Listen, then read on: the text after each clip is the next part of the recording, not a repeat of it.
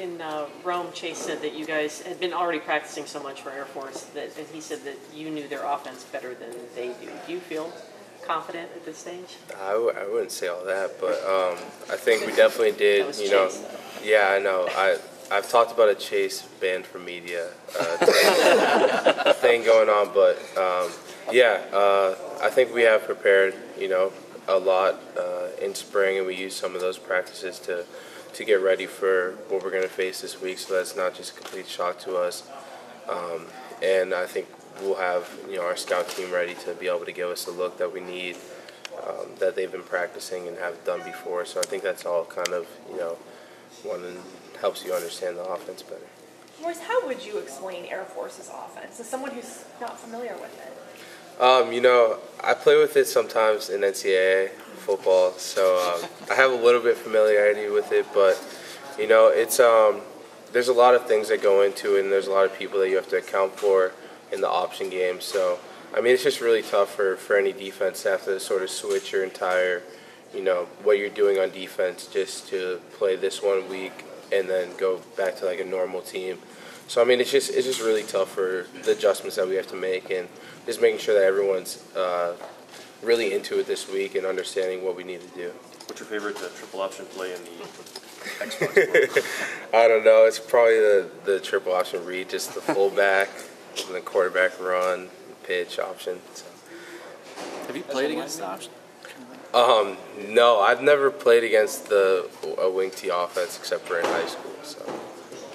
As a lineman, do you worry about the combo offense and stuff like that? I mean, it's always a concern. I know I've read a few teams that have been, outspoken about the fact that, their players have been getting hurt and stuff like that. But, I mean, as a football player, I mean, you're always liable to get hurt at any moment. So it's not really something that you want to think about too much.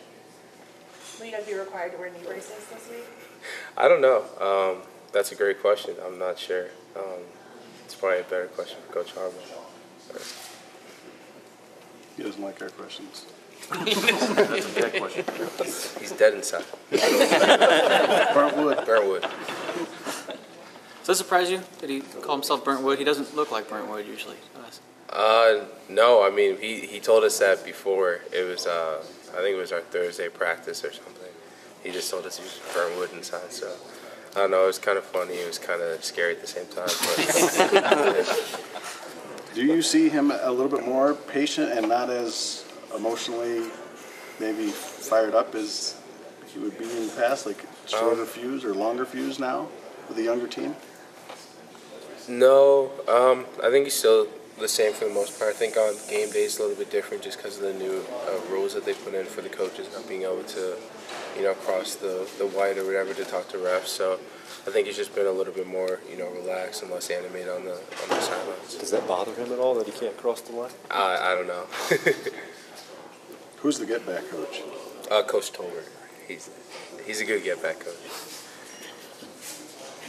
You're a social media guy. You're pretty active on it. Do you see the criticism of Wilton? It's pretty rampant, and how do you respond to how does he respond to it?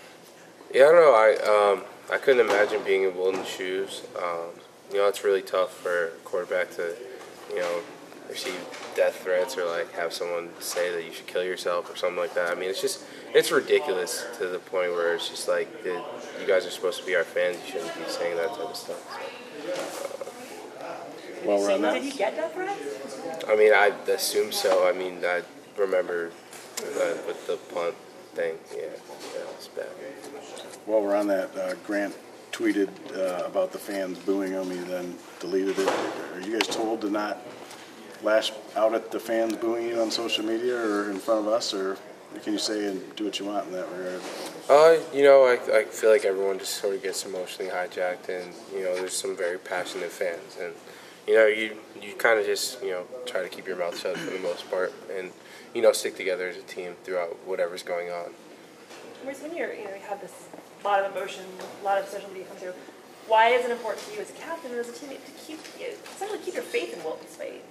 Because he's a friend more so than anything else. As being our quarterback, he's a friend and someone that you care about and you trust in. And outside of football, I've seen him do amazing things. I've seen him do amazing things on the field, and you never forget the games that he's led you to wins, and he's always been reliable for last year Minnesota or whatever 2 years ago Minnesota, and there's just been some great times where Wilton's really stepped up and been a great quarterback, and you just have to put your faith in him and put your faith in your teammates.